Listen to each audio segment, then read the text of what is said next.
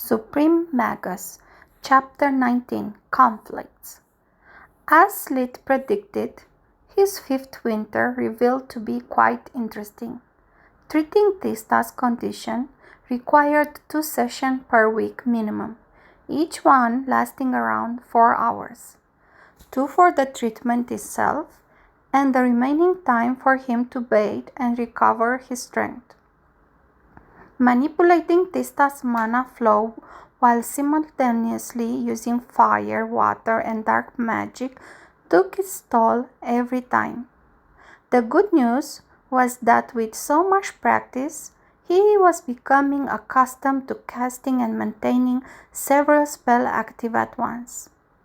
Every treatment was easier than the previous one, and her symptoms were quickly improving. Tista was now able to help with the house chores and the livestock. She could even afford making long walks outside when the weather was good. The bad news was that Lid's relationship with his brother was now uglier than ever before. Every time Tista got better, someone would reproach Orpal for his past words, and if no one did, then Tista would. Orpal's fits of rage had really hurt her. His cruel words had shattered the image she always had of her perfect family, of her caring big brother. Tista had been humiliated and betrayed, and she was not going to forget that easily. Also, soon after hot winter baths had become available, Raz too started to bathe often. Orpal and Tryon were the only ones left out. Orpal because he could not stand the thought of having to ask something from Lid, especially if he had to do it politely. "I'm the eldest brother. I am not supposed to beg runs for favors. I'm supposed to give orders and be respected for it. That leech now has turned even the cripple against me, and I can't put Tista in her place. Otherwise, she will make me look like I'm the bad guy who picks on the sick little girl."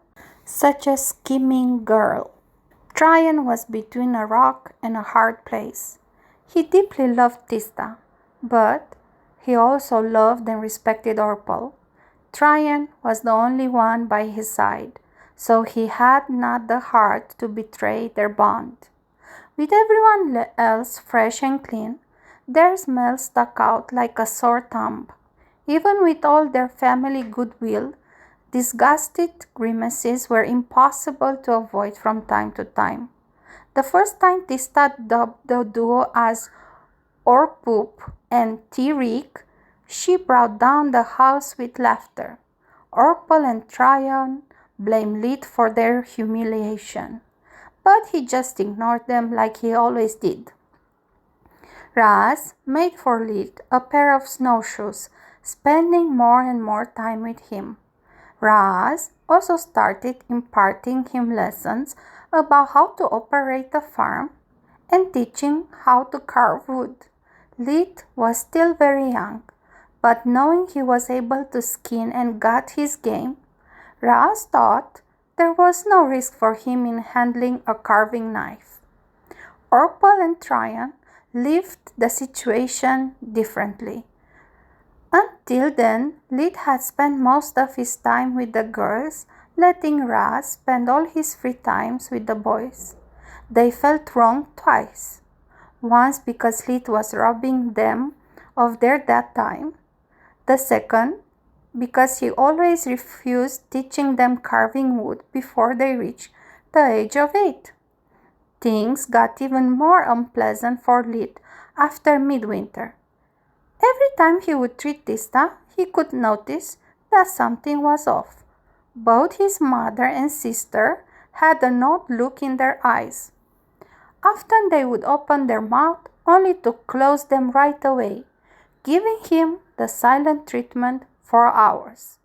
Lid couldn't figure out the reason of this behavior, so his mind started spinning like crazy. "Do they believe me a pervert? Have I looked at them in an inappropriate way? Maybe they are starting to suspect something. Maybe they know I am from a different world. Lid's full-blown paranoia wouldn't give him a second of rest, preventing him to have a good night of sleep. He heard them sighing too often. Something was definitely off. It took Lid all his courage to muster the strength to face them and ask for the truth. The confrontation took place in the girls' room, where they all gathered for Tista treatment. Lid, did you really not notice any changes? Elena asked, pouting. Yes, I did. Tista is feeling much better now, right? Of course there's that. But don't you notice anything here? She waved her hand, going from Tista's head to toes. That's my sister. And she prompted, her health is getting better, nothing is getting worse. Tista is still Tista. For the first time in his 3 lives, Lid could spectate with his own eyes a synchronized facepalm outside the internet mimic gifs. Eliza was fuming. Really? Don't you notice that her hair is soft and silky? That it never tangles or gets split ends? Tista had light brown hair with shades of purple all over them. Ever since the treatment began, the color had got more vibrant and visible. Shades of purple? Ugh, this is really another world after all. I wonder why women do have them and men don't, Lid thought. Now that you mention it, yes, I do. But normally I don't care for hair. I keep mine short for a reason. Eliza shook her head. Don't you even notice that her skin has gotten smoother with no imperfections? That she is growing taller and slender than her peers? Lid kept scratching his head. He knew nothing about the average girl. Also, they were simply describing the side effects of removing impurities. And why is that a problem? Aren't those all good things? This time, even Tista joined a facepalm. They are envious of those things, dummy. They just want you to do the same for them. Lid was flabbergasted by such trivial demands. All those grimaces, the silent treatment, all of it for such a stupid reason?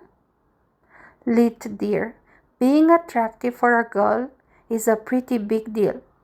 For your sisters, could mean getting the possibility to choose between just a wealthy man and a good, wealthy man. It can affect their entire life, their happiness. That sounded right to Lid's ears.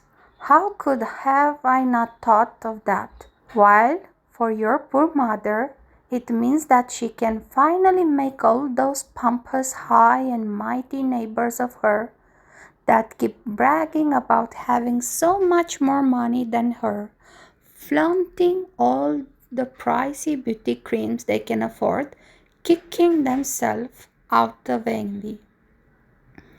That sounded right to Lid's ears too. He accepted with a sigh, and his life finally returned to normal. He had to spend at least 3 afternoons a week for all the treatments, but it was worth it. All that practice made his mana core grow steady and fast. His control of mana and cast speed improved by leap and bounds. Right before the end of the winter, he was forced to take in a new customer. With the weather improving, the neighboring families started meeting often, sometimes for a visit. More often they would simply bump into each other while trading goods at the village. And that was driving Russ crazy. Lid, you have to help me. His plea was desperate. Your mother looks at least 10 years younger, and I am starting to look more like her father rather than her husband. People keep murmuring low how she was unfortunate to marry me, that she could have got so much better. Please do your thing on me too. Lid had heard the remorse. They were mean and petty, and deserved to be faced head on. He would not allow anyone to speak ill of his dad. Fine, but only at some conditions. The same I ask from Mom. 1. Secrecy. No one must ever know outside of you and me. Think of all the bad people that could want to exploit me. Raz nodded. 2. You will never talk about it with Orpal or Trine, nor ask me to do it for them. I don't care if they fall in love or want to marry. They made pretty clear what they feel towards me and Tista. I will not endanger my safety for them. Take it or leave it. Raz wanted to object, reminding Lid that they were a family too. But their behavior had only gotten worse after being forced to spend so much time together during winter. Raz had to scold them multiple times just to make them behave properly. I can only hope that when they grow up, my sons will be able to mend their relationship. I can force them to get along. And so he accepted. A few weeks later, Lid was headed to Celia's house for the usual cleaning before going hunting. The dawn's light made the world around him look like out of a fairy tale. The thin layer of snow was immaculate, reflecting the orange light over the weeds and trees along the way.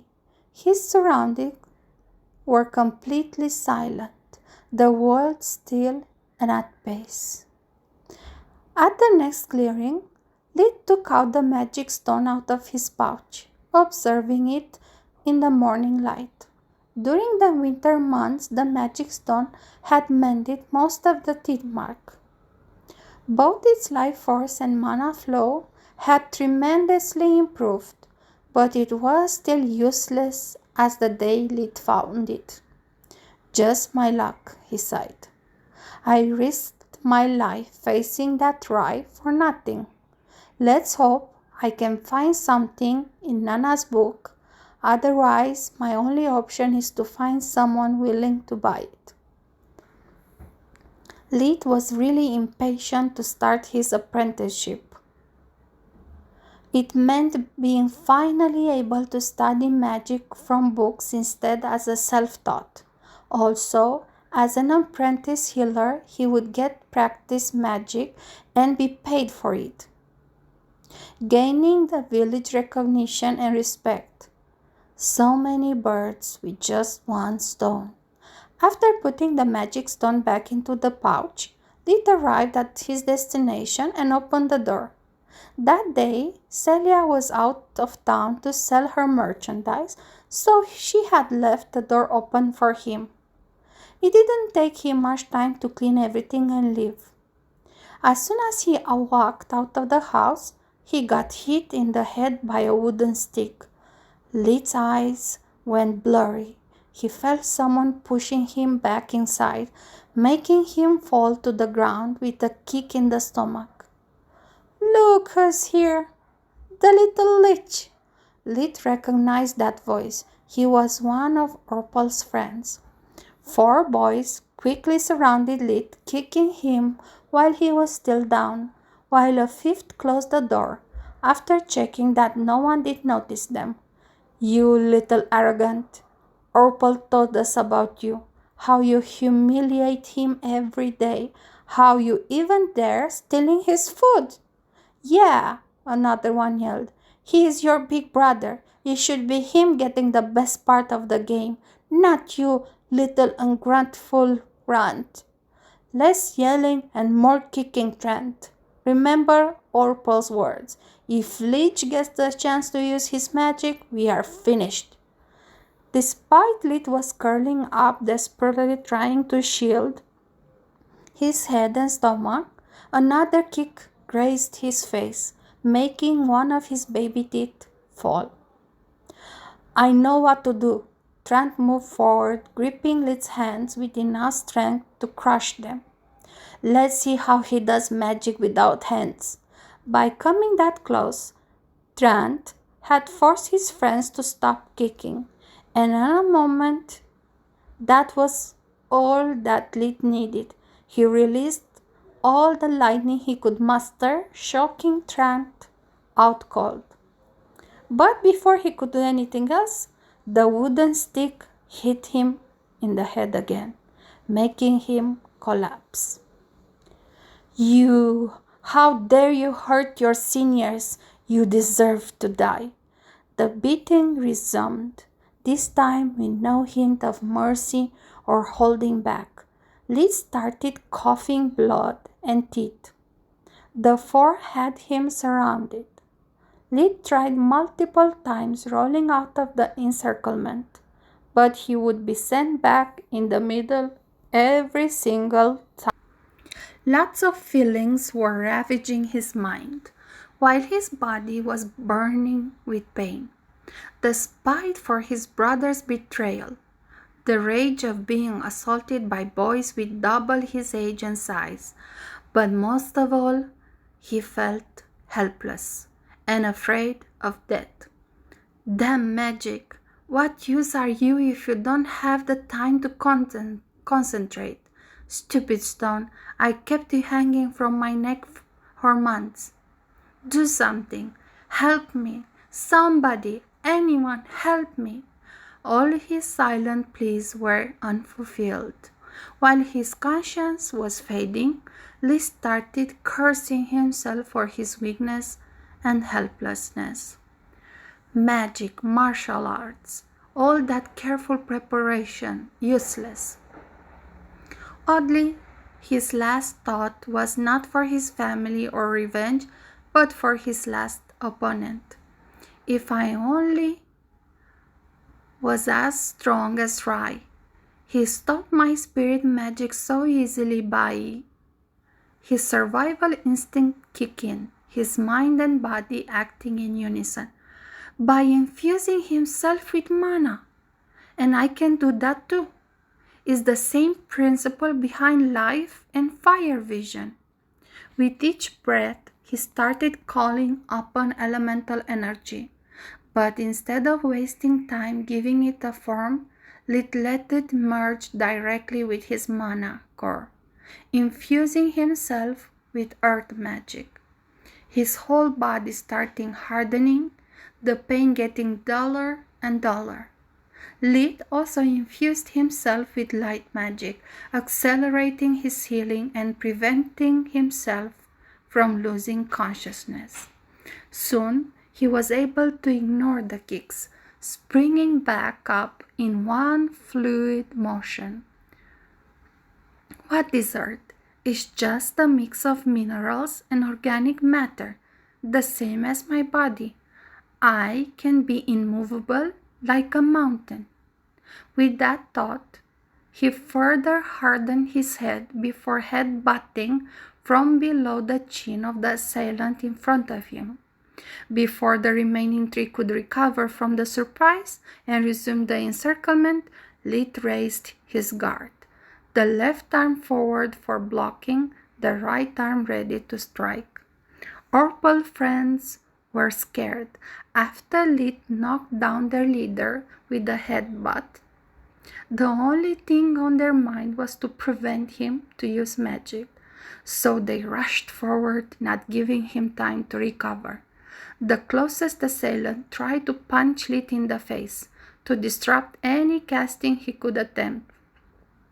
60% of the human body is made of water. I can be formless like water. Leet's left arm, imbued with water magic, coiled around his opponent's right arm like a snake. The body burns calories to produce heat and energy. I can be destructive like fire. Fire magic burned through his muscle, granting Lit short bursts of explosive strength. By flexing his left arm, Lit broke the immobilized limb in 3 points: elbow, ulna, and radius, while his right fist hit the opponent on the nose, pulverizing it. The pain made the boy faint, his nose bleeding profusely. The remaining 2 fell into panic and tried to run away. Nerves, synapses, all the information and orders in the body are transmitted via electrical impulse. I can be fast as lightning. Lit imbued all his body with air magic, becoming fast enough to blink in front of them, punching both in the gonads and at the same time. All of his opponents were down, sobbing in pain or fainted.